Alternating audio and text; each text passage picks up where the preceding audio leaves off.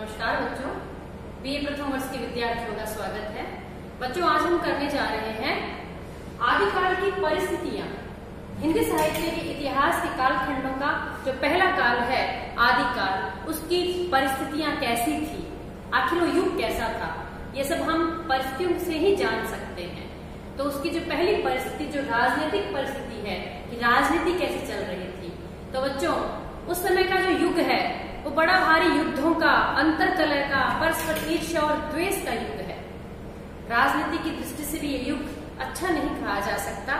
बहुत बुरी परिस्थितियां थी इस युग की। एक साहित्यिक परिस्थिति को छोड़कर बाकी सारी परिस्थितियां हम बहुत ही खराब देखते हैं। राजनीतिक परिस्थितियों में बच्चों आप देखिए कि आपस में हमारे देश के अंदर जबरदस्त ग्रह कलह थी, पराजय और पराभव का युग था, परस्पर ईर्ष्या और द्वेष का भाव था, बड़ी उथल और पुथल थी, आपसी फूट और देशद्रोह की भावना लोगों में पनपी हुई थी, बाहरी आक्रमणकारियों को मौका मिला हुआ था।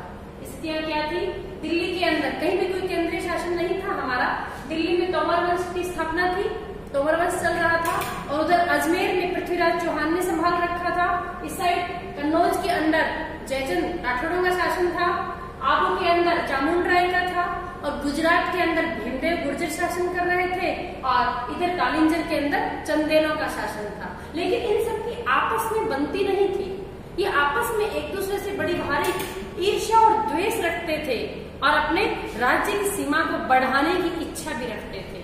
इसी कारण इनमें एकता न होने के कारण एक तो परस्पर अंतरकलह, आपस में लड़ाइयां, और दूसरा बाहरी जो मुस्लिम आक्रमणकारी थे उनको पूरा मौका मिला। जैसे मोहम्मद गजनी ने आक्रमण किए, मोहम्मद गौरी ने कितनी बार पृथ्वीराज चौहान से मुंह की खाई, लेकिन अंततः पृथ्वीराज चौहान को हराने में सक्षम रहा। इस प्रकार मोहम्मद गजनी और मोहम्मद गौरी ने, मुस्लिम आक्रमणकारियों ने भी हमारे भारत देश की जो राजनीतिक स्थिति थी उसको बिल्कुल उलट पलट कर दिया और उनका यहाँ प्रशासन स्थापित भी हो गया। ये राजनीतिक परिस्थिति जो थी हमारी, इसने प्रभावित किया हमारी सामाजिक परिस्थिति को। बच्चों, समाज और राजा ये तो जुड़े हुए होते हैं परस्पर। तो जो सामाजिक परिस्थितियां थी वो कैसी थी? समाज में जात पात को लेकर बड़ी भारी कट्टरता थी, ऊंच नीच को लेकर, छुआछूत को लेकर, ये जाति नीची है, ये जाति ऊंची है, तुम बराबर नहीं बैठ सकते, तुम हमारे साथ बराबर चल नहीं सकते, खा नहीं सकते, ये सेनापति होगा तो मैं इसके झंडे के नीचे युद्ध नहीं लड़ सकता, मेरी जाति ऊंची है। मतलब न जाने कैसी कैसी कट्टरता उनके दिमाग के अंदर भरी हुई थी। पूर्ण रूप से आपस में जो वर्ण व्यवस्था थी वो जन्म के आधार पर थी। जन्म से हम ब्राह्मण है तो ब्राह्मण है, चाहे कर्म कोई से ही कर रहा हो, कर्म के आधार पर नहीं था। और अत्यंत विलासिता की स्थिति थी।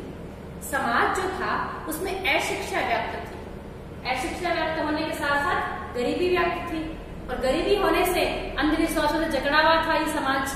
अंधविश्वासों की वजह से यहाँ पर आप देखिए सती प्रथा का बोलबाला था, और विलासिता की वजह से भोग विलास की प्रधानता के कारण, क्योंकि ये था राजा तथा प्रजा, जो आमजन था वो तो पीड़ित और दुखी था, लेकिन राजा के पीछे सामंत, सामंतों के पीछे नगर सेठ, वो सब विलासिता में डूबे हुए थे। क्योंकि एक एक राजा कई शादियां करता था, तो बहुविवाह प्रथा मौजूद थी। सामंत भी कई विवाह करते थे। नारी को भोग विलास की वस्तु समझा जाता था। आदिकाल के अंदर यदि हम देखें तो एक कथन से हम अंदाज लगा सकते हैं कि 7 साल की कन्या और 8 साल की गोरी, मतलब उसकी शादी हो जानी चाहिए। 8 साल की लड़की जो है वो भोग्य है, और नारी को केवल भोगविलास की वस्तु मात्र समझा गया। सौंदर्य का भी वर्णन है तो भोगविलास के लिए। स्त्री की बड़ी ही हीन दशा हम आदिकाल के अंदर, समाज के अंदर हम देखते हैं। तो जो सामाजिक स्थिति है वो अच्छी नहीं कही जा सकती थी। शिक्षा के अभाव ने बहुविवाह सती प्रथा को बढ़ावा दिया, अंधविश्वास को बढ़ावा दिया, और आर्थिक स्थिति भी कमजोर थी। तीसरी स्थिति हम देखते हैं धार्मिक। धर्म कैसा था? बच्चों, धर्म भी भ्रष्ट हो चुका था। कोई एक धर्म तो था नहीं हमारे यहाँ। सनातन धर्म था, हिंदू धर्म, इसके साथ ही इसी की शाखाओं में जैन धर्म था, बौद्ध धर्म था यहाँ पर, और इन सब धर्मों के अंदर परस्पर एक दूसरे से विचार विमर्श। हिंदू धर्म को भी 3 टुकड़ों में बांट रखा था। शिव को मानने वाले शिव, शक्ति को मानने वाले शाक्त और विष्णु को मानने वाले वैष्णव, इनमें भी आपस में अंतर कलह थी। ये भी एक दूसरे को ऊंचा और नीचा समझते थे, इनमें भी आपस में बनती नहीं थी द्वेष का भाव। अतः आम जनता भ्रमित थी, क्योंकि धर्म का उपदेश देने वाले जब खुद भ्रमित थे, जब धर्म ही भ्रष्ट था, तो आम जनता कहाँ जाए, क्या करे। तभी तो भक्तिकालीन जो परिस्थितियां थी उसमें उस भक्ति का प्रादुर्भाव हुआ, क्योंकि उसकी भावभूमि जो उर्वरा भूमि जो तैयार हो रही थी आदिकाल में, वो भक्ति काल में जाकर पल्लवित पुष्पित हुई।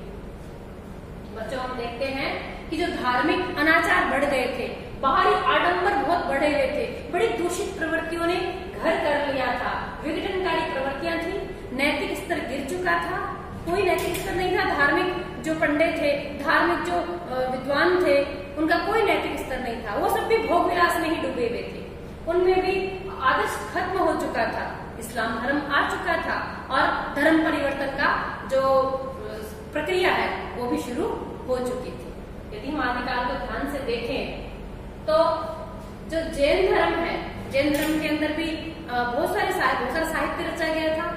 स्वयं ने लिखा था पौंचयु चंदनवाला रास, आसू ने लिखा, और भट्टेश्वर बाहुबली रास लिखा गया। बहुत सारे धार्मिक ग्रंथ रचे गए, धार्मिक ग्रंथों की रचना हुई, लेकिन बौद्ध धर्म भी बहुत सारी शाखा प्रशाखाओं में बंट गया। उनमें भी हीनयान, मंत्रयान, महायान, सहजयान, अलग अलग शाखा प्रशाखाओं में बंटा। जैन धर्म में भी शाखाएं प्रशाखाएं बंट गई। ऐसे में जो धर्म खुद भ्रष्ट था, तो वो आम जनता को किस तरह से पथ प्रदर्शन कर सकता था। बच्चों, धार्मिक परिस्थितियों की दृष्टि से ये युग नैतिक स्तर से गिरा हुआ था।